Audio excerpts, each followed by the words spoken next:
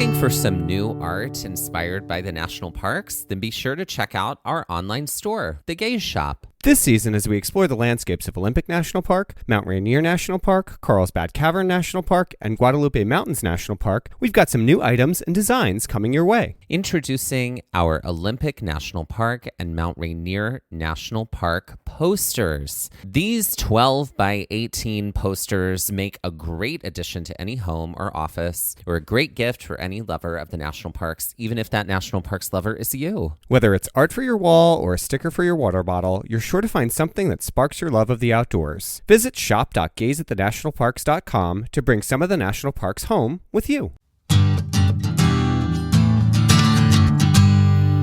Let's talk about reunions. What kind of reunions? Did you ever go to your class reunion? No, I did not. No. I feel like class reunions sort of died with our generation. In a lot of ways. I get it. Like, my mom was like on her reunion committee. They have a reunion like every, 10 years. And now that my parents are, older, my mom is in her 70s now. They're doing them kind of like every 5 years. Right. Just to like be able to get in touch with people and see them. And as sometimes they age. I find that generation will batch them. It'll be like the class of 75 and the class of 74 and 73 all do a reunion together. Right. But no, that was never culture. I feel like that just very much so died. I do remember coming home from college those first few years. That night before Thanksgiving is the night when everybody's home. So you usually end up running into people out. I think that's like a Northeast culture thing. I really do think that. The drunks of the Northeast? I think so. I mean, I'm sure that happens elsewhere, but like, sure. I never remember that being culture. Like, because no one wants to come back to the South. There it is. Y'all heard it. I didn't have to say it. Yep. Didn't have to, but was thinking. So yeah. Mm-hmm. So no, I didn't go to mine either. Mm-hmm. It wasn't because you escaped. I escaped. I got out. It was not well attended. For those who are just listening, I grew up in Mississippi. Mm-hmm. So I will say this: when I was a senior in high school, I was the senior class vice president. Does that still haunt you? No, I didn't do much, honestly. The gal who was the senior class president, her name was Melissa. And she came to me senior year and was like, hey, so let's talk about, what our plans are for when we have to plan reunions. And I looked at her and I said, I will not ever be doing that.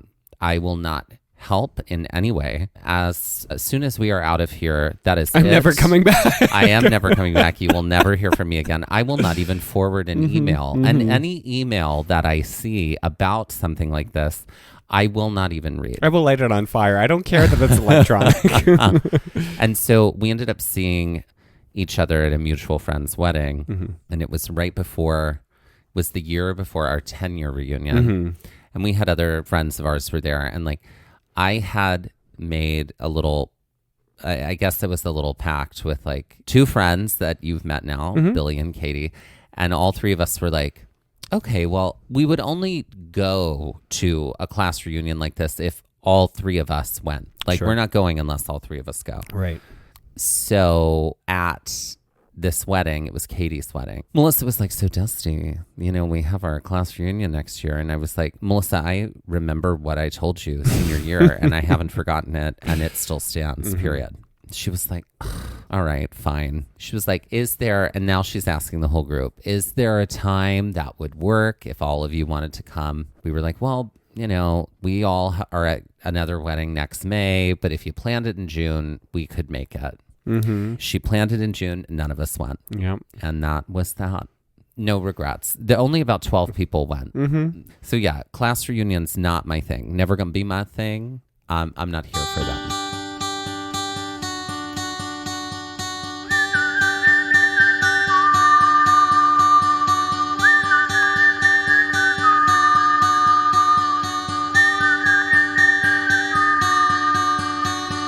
Looking for adventure, I want to follow on the trail, or get a little lost and let the wind fill my sails. Get up when the stars still fill the sky, don't wake the sun. There's so much to be done, and the day has just begun.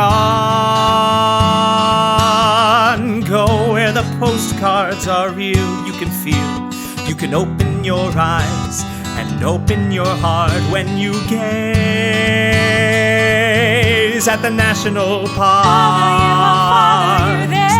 At the national park.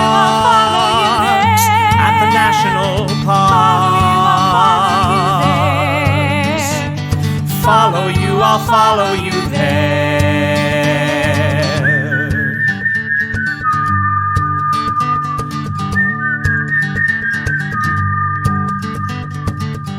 We would like to acknowledge that while hiking and exploring the land, also known as Mount Rainier National Park, we were on the traditional and stolen lands of the Cowlitz, Muckleshoot, Nisqually, Puyallup, Squaxin Island, Yakima, and Coast Salish people. All right.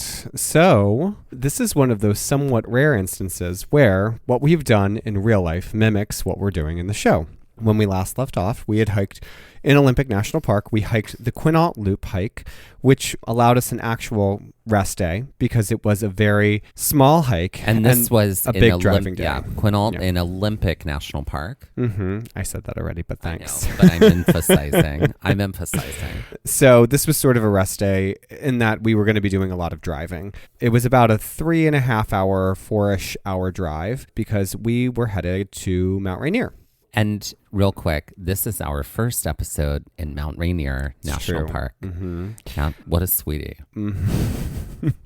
So we, in the morning, that morning, packed up in Forks, and made our journey from Forks to Quinault, and then from Quinault, we headed south toward Olympia, Washington. For the initial part of the drive from Quinault to Olympia, it was fairly peaceful and still forested, and the road was a bit of back road experience. It actually was very windy, and we were like, where is the highway? It felt like we should have turned onto a highway a long while ago.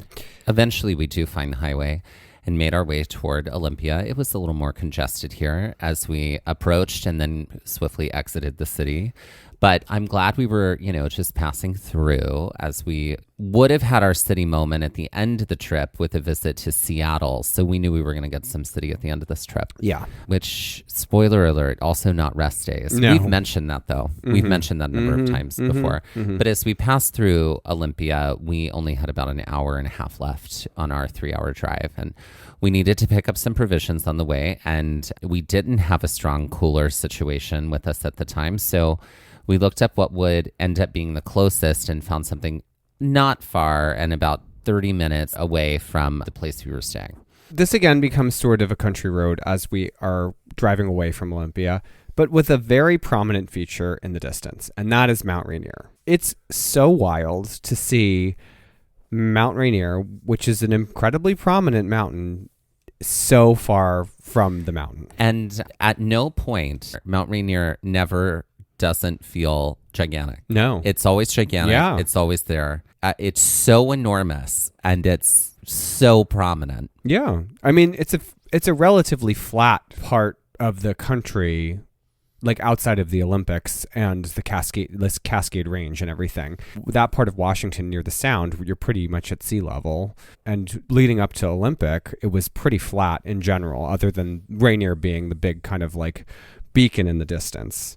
So after getting groceries, we do continue on down the road. We're about 30 minutes away. We're really excited because we're going to be able to link back up with our friend Becky Lomax. We had hiked with Becky only a month prior to this on the East Coast when she was visiting a bunch of East Coast parks in Acadia with her friend Jane. And the hope was that maybe Jane would be able to join us for part of this trip. That didn't really pan out, but we were going to be able to meet Becky's sister Marcy, which was also very exciting. The accommodations that we had booked were what we had originally secured when we were going on our trip, which was also going to include our friends Brian and Tino. And at the time, Becky was going to just be staying in a campsite with Marcy, and we were going to have the accommodations, and then we would just like link up as we were going into the park. And if you listen to earlier episodes, that trip sort of fell through. Brian and Tino couldn't make it. So it worked out that Becky was going to be able to stay with us in the house and that Marcy was also going to have space. So this ended up being a very special experience to be able to spend that time all in one place together. And talk about just even more instant family meeting Marcy. And so, yeah, we were like one family crew immediately. And it was wonderful. So Becky had already arrived that day to the spot we were staying. and immediately just like bear hugs, huge reunion moment, and it was wonderful. Yeah. It was so good to see her. Yes. And then meet Marcy, who we got to meet a little later. Yeah. But yeah, we had just seen her about a month ago, but it was just like, it was such a wonderful reuniting. And Becky had just driven up the coast of Oregon. She was at a big family reunion. And so she had a lot of stuff already, like provisions and stuff for the house. And so we made a dinner together. We relaxed. And then we planned for the following day. Becky had coordinated with Marcy. So we hit the hay and got ourselves set for a really early day. When we woke up, we got ourselves breakfast and coffee. So we were both sort of like working with kind of like a meal plan for ourselves and trying to eat a little bit more high protein at the time. So you had brought your frother with us so we could like froth the coffee with protein powder and all that sort of stuff. But we got ourselves set up and packed lunches, got everything ready so we could go pick up Marcy, who we hadn't met. But we were going to pick her up at the Cougar Rock campground, which was not far after entering into the park. So we were early on this day, so there were no rangers in any of the stations. And we did want to make sure that we could park at the visitor center. Another reason we arrived early. Parking is decent up on this area of Mount Rainier, but it is tricky the later you come into the park. So we made our way up to the campground, met Marcy and her husband, Ed, who had already been so gracious to let us stay with them in Seattle if we had wanted to, which was so kind of them. But they had camped for 2 nights. Ed was heading back with their van, and Marcy was going to head back with Becky after our few days together hiking in Rainier. So we made our way up to the visitor center / lodge parking lot. And we were able to park fairly close and got geared up and began to hit the trail. Initially, as we walk through the parking lot and behind the lodge, we are on pavement. So it's kind of like just blacktop area, sort of like a parking lot. Here we can see lots of small metal plates that are clustered in the ground that marked different peaks on the Pacific coast and their elevation. So there was like Mount Adams, the Three Sisters, there was Mount Hood. It was just like really interesting, these kind of like smattering of plates. There wasn't like a map to accompany them, but they were just kind of laid out in their sort of coordinates to one another on the ground. Becky pointed out that the bathroom building had a snow tunnel, which was very interesting to us because this is not something we're used to, such extreme levels of snow on the East Coast. But we even talked about how pitched all the roofs that were here in the visitor center area for the visitor center of the lodge. And there were some photos that we later saw just of how high the snow could be. And this was a little early for us to be in the park in general. We were there kind of right before 4th of July. It was like right on the cusp of 4th of July weekend. The last day that we were there was like actually the weekend of 4th of July. So I think there was also some nervousness about us getting into the park early and what the situation was going to be like with parking and how crowded it was going to be, which definitely turned up the later we had stayed in Rainier through those 3 days. So as we approached the start of the trail, we got a chance to chat a little more with Marcy and learn a little more about Marcy and Becky and their upbringing, specifically when it came to hiking. They had hiked the previous day. They had done Bench Lake together. But what they had shared with us was that this was like their home park. Yeah. They grew up in this area, the two of them. And so it's a little bit of a homecoming anytime they get to come and hike in Mount Rainier. And so it was so great to hear all of their stories about like different moments on different trails in Rainier. They told us a little bit about when they summited. They told us a little bit about what it's like at different times of the year. What it's like to hike on sunrise, what too. they remembered from how things look different then versus how things look different now.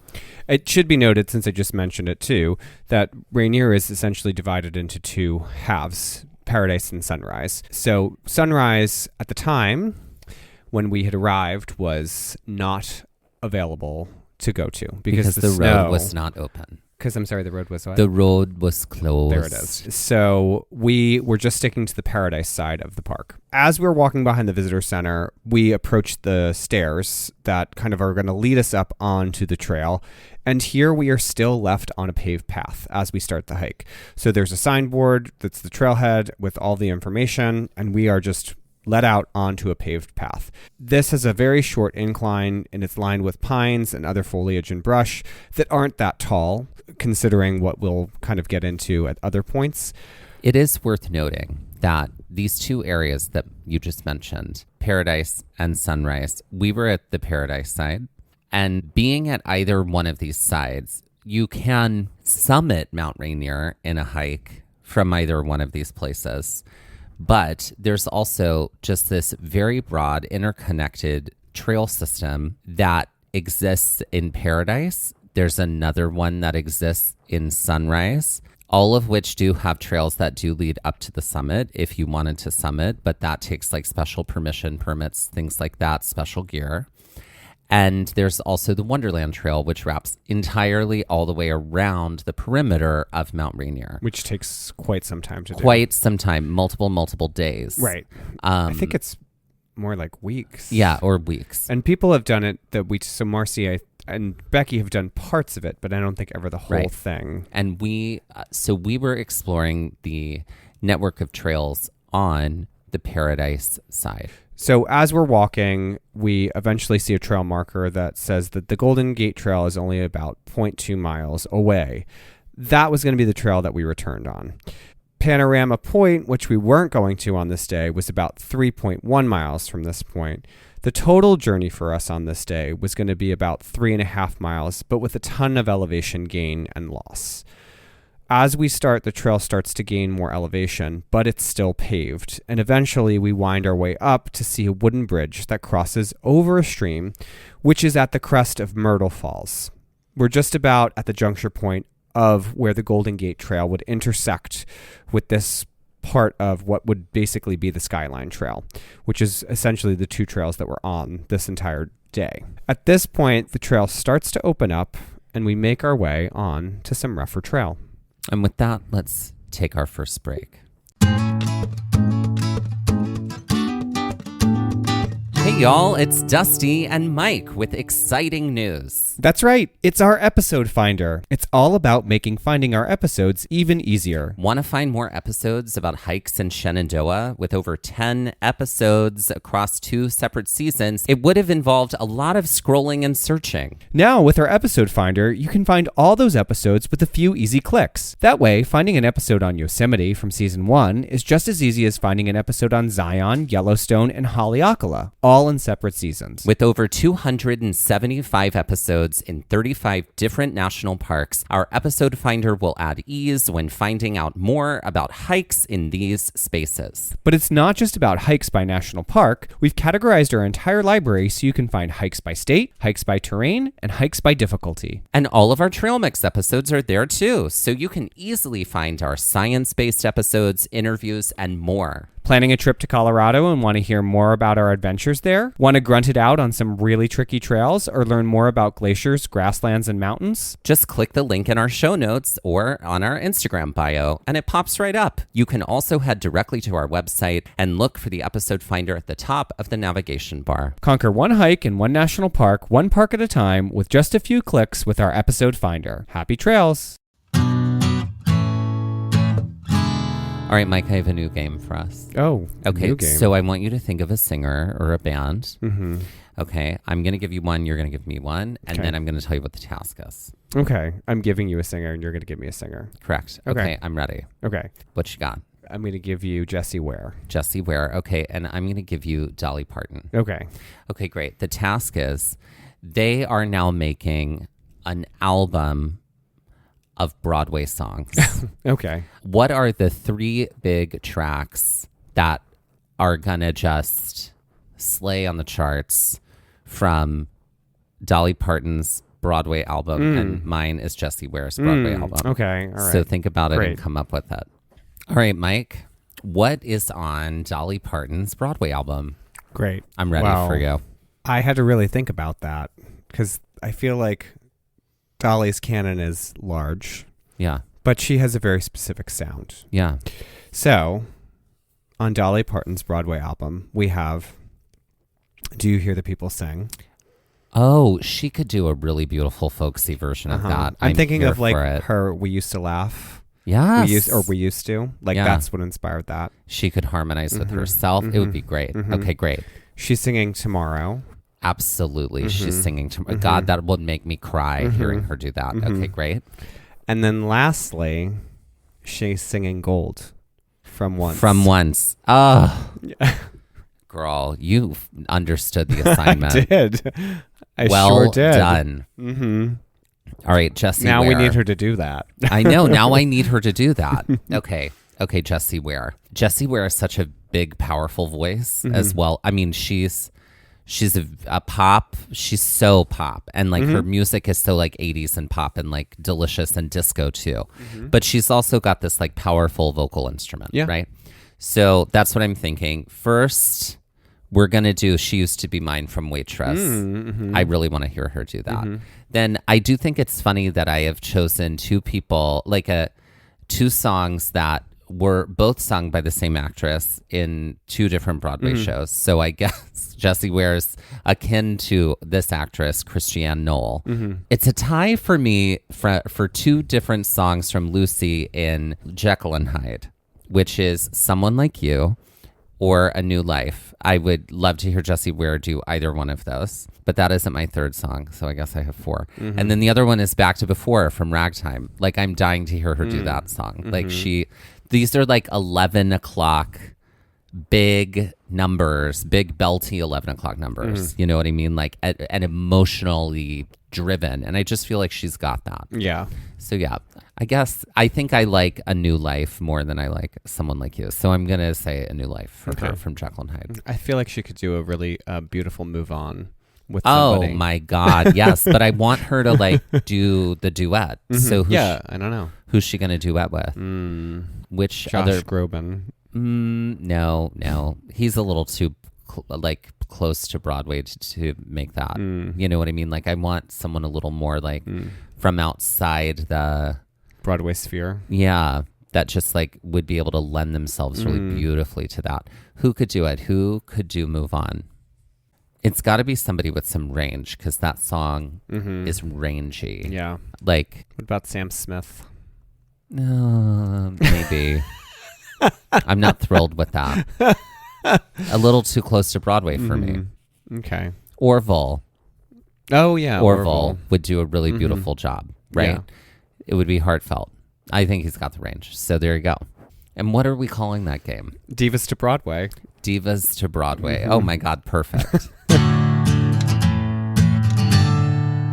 All right. Well, these divas were back on the trail in Mount Rainier National Park.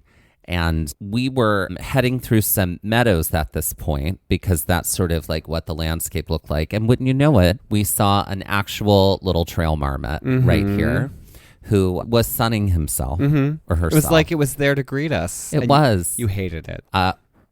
Loathed. Unadulterated. Yep. For your hair, your scream, your... There it is. Yep. From here, we had some really great views of Rainier. And we continue to head along the trail as our view gets a little obscured for a bit. Apparently, something we didn't know at the time, as you're hiking literally on the mountain, sometimes there's so much cloud coverage you can't see anything. Yeah. Like, you just can't see the mountain. Yeah. Which is very common every day. So you can get there, hike all around it, and still not really see it until like you get a break through the clouds. Yeah. Which is also glorious when that happens. And sometimes you just don't see it if you're there, because it's so cloudy. The weather can be very temperamental here. Looking back as we're hiking, we can see a little bit of the park road, and we continue to wind along the trail here on the slopes and the hills. And it does look as though there are some wildflowers that are trying to do something, but nothing definitive yet. We didn't have really any like major wildflower blooms.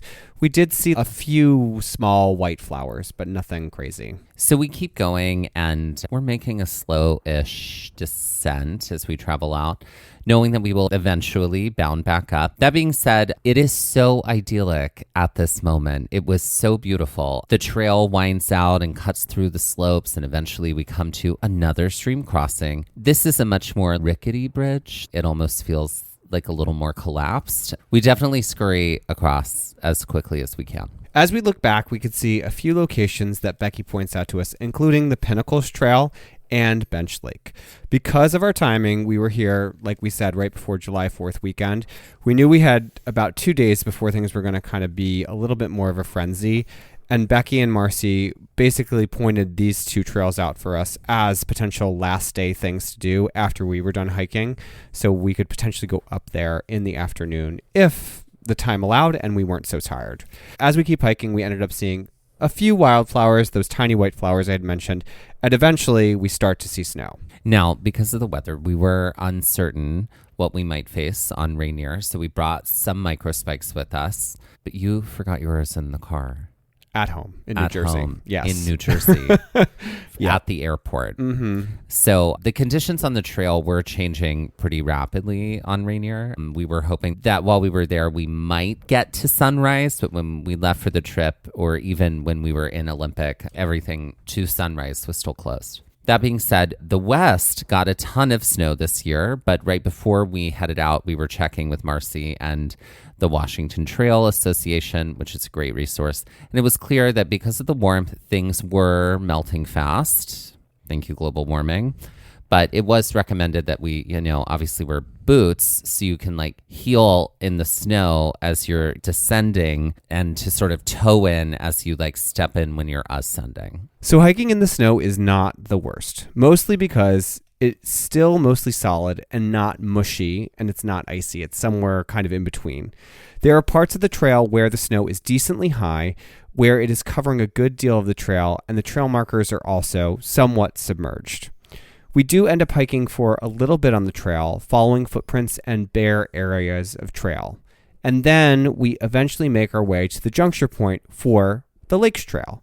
This is where we start to turn and also begin our climb in earnest. Essentially, what we're going to do was do about half of Skyline Trail today, only up to Golden Gate. That gave us some options for the following day and the potential to hike to Camp Muir, which is about halfway up the summit to Rainier. This was something that got kind of thrown out a ton. Were we going to hike up to Camp Muir? Were we not? It was going to be an exhausting hike. It was sort of this back and forth dialogue that we were all having with one another. Right. So, yeah. So as we begin to turn up, we find ourselves in some patch areas of snow and bare trail. It is wild to just be in shorts here, and yet there is snow everywhere. Yeah. And we were in shorts because it was summer. Well, I don't think we would have been able to do it otherwise. I think No. we had long sleeves on to start. At least I know Becky and Marcy did. And then we may have too, but we quickly were just in short sleeves. It just was so warm at this point. At around 10 in the morning, we stopped to seriously apply some sunblock. So this was incredibly necessary, including our non-fashion sunglasses. We had to be very, very prepared for sun protection, based not only off of our elevation, but our exposure to the sun and from the sun bouncing off the snow.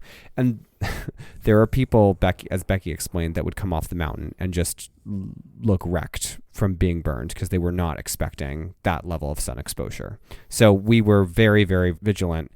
This was also where we were putting on our Elizabethan clown white, essentially, and basically could not rub that sunblock in, the mineral sunblock. We continue to hike up a little bit more and then start to navigate off trail in the direction of the Paradise Glacier Trail. But this is all on snow. We are with two people who know Mount Rainier very well. So therefore, it's a little easier to go off trail, especially when everything's covered in snow. So you're not really traipsing on anything on important. any ground at this point.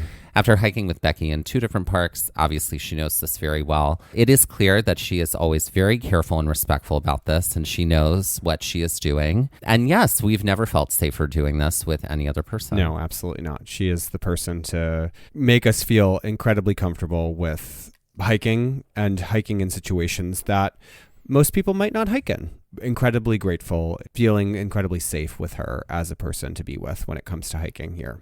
As we go off trail, this involves just hiking along giant snowfields, and for a lack of a better word, meandering. Becky is usually like, oh, that looks interesting. Let's go over there. And we just follow. And that's sort of her style of hiking in a lot of situations. Having been there now and looking at photos from Rainier, it almost looks like these snowfields were White Sands-esque. They just feel, especially because we're in shorts, that it felt like White Sands National Park, especially with the way the snow was looking in the shots where we're just all in snow. We hit some areas of moraine and larger outcroppings. Moraine. Please go listen to our trail mix on glacial retreat and also Science of Glaciers to find out about what that is if you don't know. In the snow, which essentially becomes the marking points for our hike. As we gain more elevation, we get a better view of the Bench Lake area and the park road that we drove in on before. So we find ourselves at a larger bit of moraine that is below the ridgeline for a part of the mountain. There are some medium-sized boulders here, but we can walk around and see into the meandering valley in the mountain. And since we have some dry area here, even though we were provided with some sit pads, we take a moment to confer with maps. So after kind of resting for a bit, Becky points us in the right direction, and we head off so that we can rejoin the Skyline Trail. After cutting through another snowfield or two, eventually we find another dry section that starts to lead us back up to Skyline. We have some momentary flatness here, which is kind of a nice reprieve, as we had been trudging a little bit up through snow. It's short-lived, which is always the case, as we start to descend a little through yet another snowfield. The snow is definitely mushier now that the sun is higher and has started to melt a little bit more. And as we start to come down this slope of snow, we can, as Dusty had mentioned earlier, kind of heel into it and create a quick bound down. This was really fun. All of this was very playful. It felt sort of like Mount Eleanor-esque. It did. It without did. the chutes. Without the chutes, but, we could move as we were going down pretty quickly. We can tell that there is water nearby because as we run close to the edge, there's a runoff from the mountain, and we follow this down toward the bridge.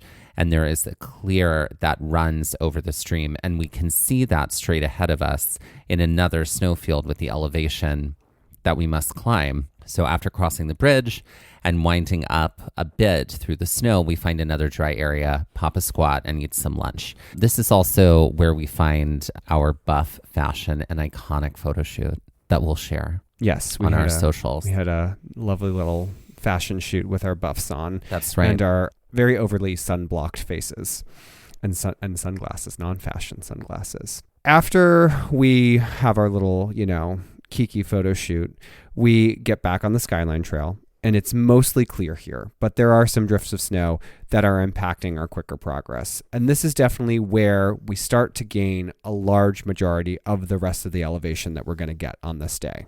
Even though Rainier was in the front of us, we got some really good views at the surrounding landscape, which was to our left. So the snow is totally mush here. So much use and so much sun. We are trudging through, obviously, thank goodness for waterproof boots. We come to this larger section of snow where the trail is supposed to be, but it's not fully exposed yet. So it's just footfall has carved a path through the snow. It is a very dramatic lead up as the mountain continues to rise in front of us the entire way. This is a trudge right here, and it is rough, but eventually we get to the top of this area.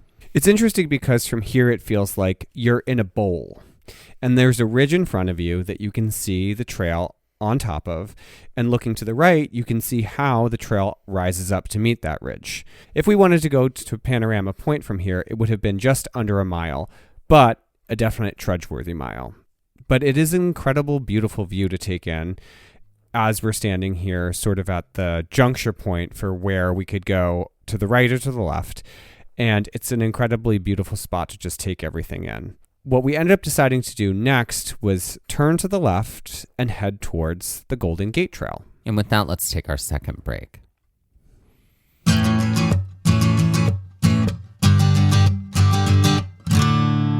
Ladies and gentlemen, please welcome to the stage Roberta Paradise. Roberta Paradise. Mm-hmm. I don't think we've done Roberta Paradise, but you know what? Sometimes we have had a repeat queen. I don't remember, though. Repeat queen would be a great drag name. It's also a command. Repeat queen, which means she has to come out, do an encore. No, Roberta Paradise. Well, she's the sister of Roberta Prey, who we did just recently do. That's right. Yeah. That's right. I do feel like we do have some bird-inspired looks. I don't know why. Roberta Prey does more raptor looks. Roberta Paradise does more like florals. colorful, tropical birds. She's know. like a calypso dancer. She is. Her favorite bird is a cockatoo. And so I imagine that she has a little cockatoo puppet like sidekick that like maybe she like ventriloquists like brings to life. Like maybe it's not sitting on her lap, it's sitting on her shoulder, and she can control it somehow and also do the thing where she voices it and you can't tell it's her. You know what I mean? Sure. I'm pretty sure I suggested that for Roberta Prey and you were like, this is like a hat wearing a hat wearing a hat. Well, now it works. It works. It works. A bird, a puppeted bird. Well, I do feel like if she's a drag queen, I do feel like most male birds are the prettier birds. That's right. And so I feel like her looks are inspired by tropical male birds. Totally. And I think that's a great play on gender and sexuality. Because male birds are drag queens. Yeah. If you've ever seen them. Absolutely. They literally put their feathers out and do a show and do a dance. And they're just like, hi, look at And me. they're Aren't I shaking it. beautiful? I'm gorgeous. Come get with me, sis. Right? Yeah. So Roberta Paradise, what song does she lip sync to? I feel like it's Charo. Some songs by Charo. Well, can you give me one? Because I don't know any Charo. I can't at this time. But maybe some songs by her. Selena. I do. I hear some Selena songs there. Maybe some Shakira. I could see that. Yeah. And then her merch, I think maybe it's like these little... I think her merch is like Lisa Frank-esque. Oh, fun. Because she's so colorful. She is. Lisa I like Frank-esque that. office supplies. I like that. that yeah. that have birds on them. Yeah. Yeah. Or what if it's like Lisa Frank always did office supply stuff? What if it's Lisa Frank inspired kitchen stuff? It's Sure. like a Lisa Frank spatula. I don't know. Or a Lisa Frank whisk. Right. Why not? Right. Okay. Great. So, ladies and gentlemen, please welcome to the stage Roberta Paradise. So now we have turned off the trail from Skyline and we are headed toward Golden Gate Trail. This gives us a dramatically sweeping view to our left down the mountain. It was gorgeous. Everybody, oh my God, go to Mount Rainier so you can see it. Ahead, there are hills which slope down toward the trail, and there is a decent amount of snow here that we have to navigate. There are a few bare areas on the trail, but definitely more sweeping snowfields. We eventually get a really great view of Rainier with the hills and lower slopes of the mountain in front of it. It's a lot of patchy snow here and less of the giant snowfields that we had encountered as we had off-trailed on Skyline. We definitely have a decent cut of trail on this slope, and it's also, the slopes themselves are very green despite the snow being on the trail itself. It would have been nice to have some wildflower moments here, but alas. As we continue down this long stretch, we hit a switchback and turn around. Off in the distance on the green slopes is a pair of mountain goats, which are just grazing on the green. So we had 2 animal sightings this day. We did. Marmots and mountain goats. Yeah. What I was sort of Sounds really... like a Target brand. It does. Marmots and mountain goats. I mean, Marmot is a brand, It is, but yeah. not a sponsor. No. The thing that I learned about Mount Rainier in this moment is that doing this interconnected trail system that you can do on the Paradise side or to do the trails over on the Sunrise side it's about just getting as many different views of Mount Rainier that you can. Yeah. Like, the view is incredible. And then if you go 200 feet, you get a different view and you see something different. It's like Mount Rainier with this other thing. So being able to see Mount Rainier with the hills, beautiful, incredible. You know, being able to see Mount Rainier with mountain goats, incredible. Not something that you would really get. So it's about sort of taking it in from multiple angles. Yeah, it's all about perspective, everybody. As we turn at the switchback, it's clear that the trail is a little clearer, but fairly wet. Though it wasn't muddy. It just was like the snow runoff had started to create sort of streams. We had gotten a little of this too as we were making that kind of push ascent from after coming off of the snowfields, crossing the bridge and then heading up to the bowl. But that also wasn't that muddy. There is a bowl to our right at this point on the trail, and we could also see from above as we looked down that there were a bunch of people further off the trail that had decided to just essentially have a frolic here. They were just all playing around, and like some people had sledded down on their seats, kind of like a la our Mount Eleanor experience, down into this bowl, and yeah, they were just having a good time. We do have some moments of wildflowers here, the same white wildflowers that we'd seen earlier on the way up. We do include this, everybody, because we've gotten responses in our comments that we have not mentioned enough wildflowers. So for those of you who are here for the wildflower content, we did see wildflowers on this trail. But we also were not, I think, in peak season. Oh, when no, we were no. there. No, We there's really- definitely a peak season there. Yeah. We weren't in that. No, we here. missed it, which is a bummer. But Yeah. As we continue to wind our way down, we get another impressive view of Rainier from the other side. We juncture back essentially right at Myrtle Falls and make our way down the paved path toward the visitor center. when we arrived back towards the visitor center and lodge, we took a moment to stop at the lodge and go inside. And it had that feeling of many of the lodges that we've been to and within in the national parks.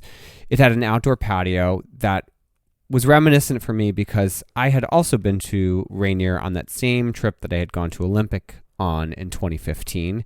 And I was only here for a day, but I'm pretty sure we came up here and actually got on the initial part of Skyline. We had a little bit of time to explore, and this was like kind of like a toured group thing. And so they stopped us at a bunch of different spots, but I did come up to this visitor center. So it was like a nice little memory for me here. We work our way to the visitor center. We take our shopping moment and our interpretive exhibit moment inside. And then we did come back there the following day. Mm-hmm. But yeah, we do take a moment in there at this time. But we get in the car and we head back down the road. We stop at Narada Falls. This is a pull-off area, and that had a parking lot. And it is a great stop to make because it doesn't really ask too much. When we get out of the car, we can walk up to the wall, and essentially we're at the crest of the falls. And from here, there is a viewing platform with a trail to it on the opposite side of the falls that has a lower vantage point. You could stop and just enjoy the view from here, but we did all decide to like travel down the trail and get a better view of the falls. Something, of course, that Marcy and Becky had done many times before. There are a ton of routes here as you're traveling down, and it is a little bit of a tricky trail to go down to, so just be mindful of that if you're doing this short jut out. But the falls are great. Wonderful to see them not just from above, but at this viewing platform. So if you're able to do it, definitely go down and do it. We trudge ourselves back up, we get in the car, and we continue to drive out of the park. And Marcy's driving at this point, so she's like, no one's behind us. I'm going to slow down as we get to the Christine Falls Bridge and the falls themselves. And so this was great because, again, no one was behind us, so she was able to slow to a crawl, and we were able to have this nice little photo moment of Christine Falls. And this was something we were going to get to experience a little closer and firsthand later in the trip. We drove back to where we were staying. We were tired, but we were thrilled. It felt great to do all of this today. We settled in. We got in the hot tub because we had booked a place with a hot tub. Which is always a gift. If you're able to do that, we always recommend. Had a few beers and just enjoyed the night. And it was beautiful.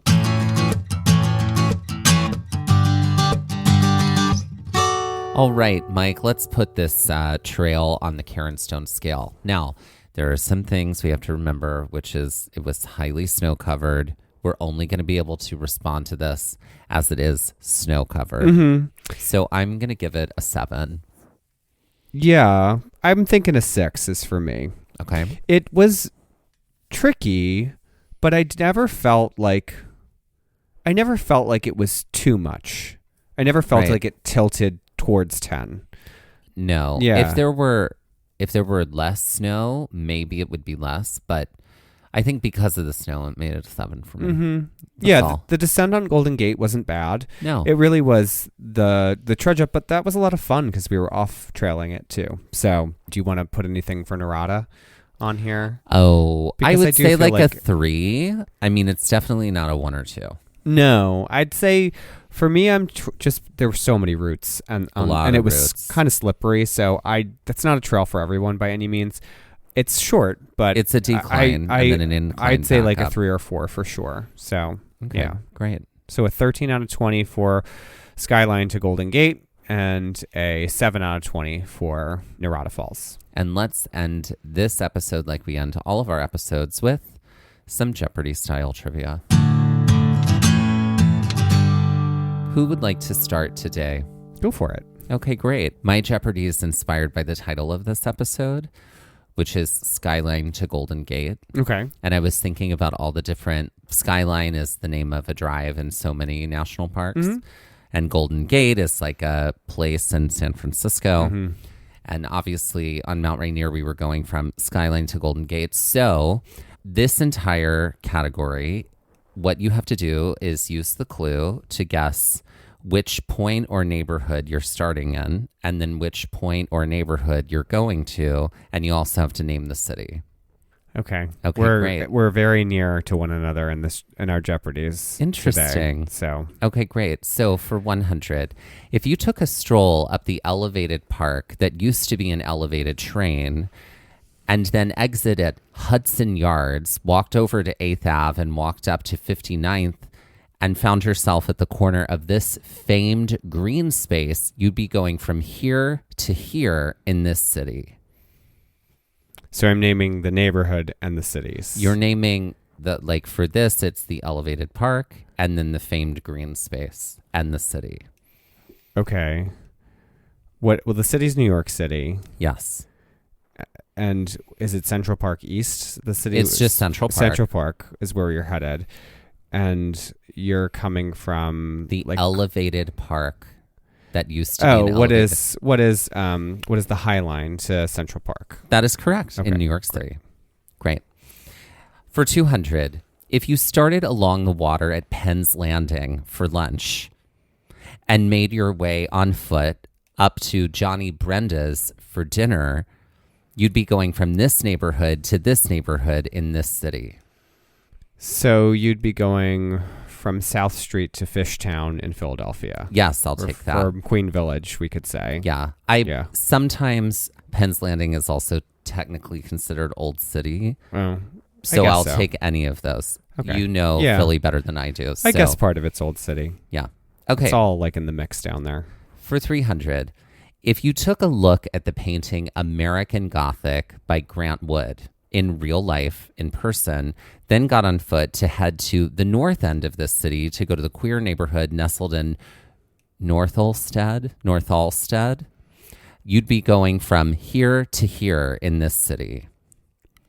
What is the city of Chicago? Yes. What is Millennium Park to Lakeshore?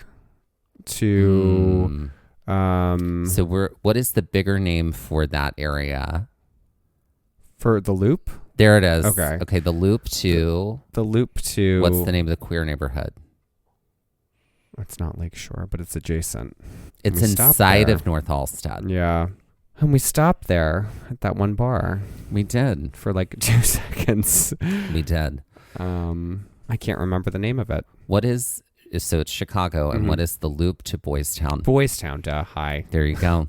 Okay, Take my card. so for 400, if you were standing at Paul Revere's house, the 12th stop on this famous tour in this city, and then traveled across the river to visit the neighborhood where you could see Harvard, you'd be going from here to here. So we're going from a tour to a neighborhood. What is the Midnight Ride Tour? Not the Which Midnight sounds- Ride Tour. Which You can do it. sounds, which sounds sexual. It does, yeah. What's the Freedom Trail Yes, to what is Cambridge? That's In right. And you're Boston. in Boston. Mhm. There you go. Okay, great. And finally, for 500, in this city, if you started in a collegiate neighborhood named for America's first president, as well as a college, and traveled north to this neighborhood, which sounds like it is named for a comedic actor who starred in Christmas Vacation, the rest of the Vacation franchise, and also the TV show Community, you'd also be in this city. What is going from Washington to Chevy Chase, and what is DC? It is DC, and you are going to Chevy Chase, but you're not going from Washington. Think about What is Madison? Think of No, the Jefferson. the first president, but his first name. What is George?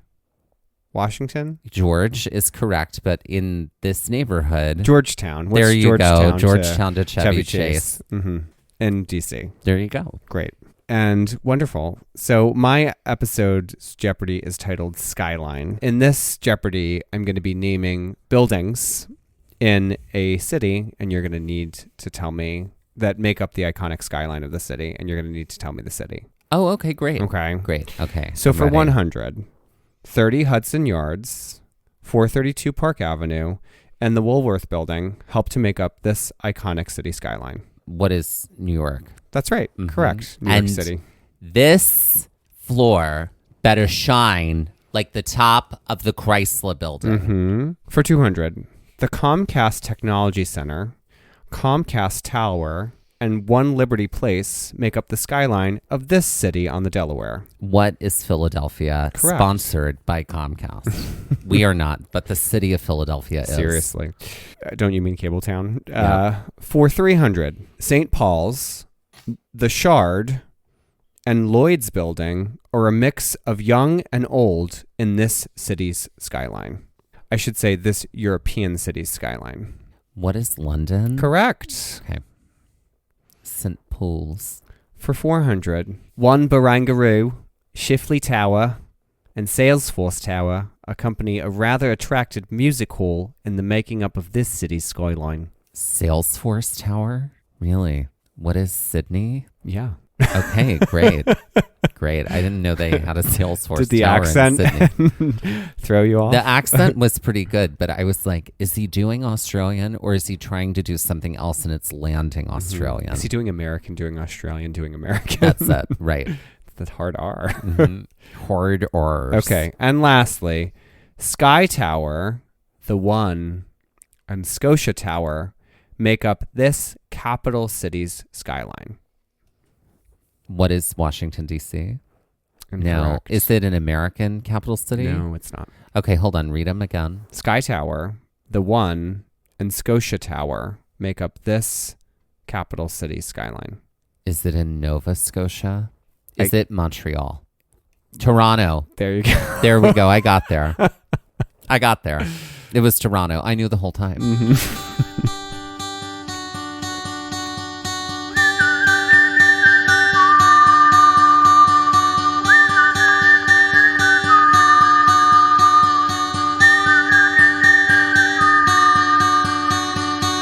Looking for more episodes like the one you just heard? Then be sure to check out our episode finder for episodes by park, state, hiking difficulty, and terrain, as well as all of our Trail Mix episodes in one helpful place. Click the link in the show notes of this episode, our Instagram bio, or visit our website to make your listening experience even easier. This has been Gaze at the National Parks, the podcast, and we're here to remind you to hike early and hike often, and that adventure is always out there. Gaze at the National Parks was created, produced, edited, and hosted by us, Dustin Ballard. and Michael Ryan. To see images from this episode, follow our Instagram at Gaze at the National Parks. To contact us, email us at gazeatthenationalparks@gmail.com. And to find out more about the parks visited on this show, visit our website, gazeatthenationalparks.com. That's Gaze, G-A-Z-E. All original artwork featured on Instagram and on our website is by me, Michael Ryan. All original music was written and performed by Dave Seaman and Mariella Klinger, with Sean Sklios on guitar. Our music producer is Skylar Fortgang. We would also like to acknowledge that while recording this episode that we were on the traditional and stolen lands of the Lenape people, also known as New Jersey.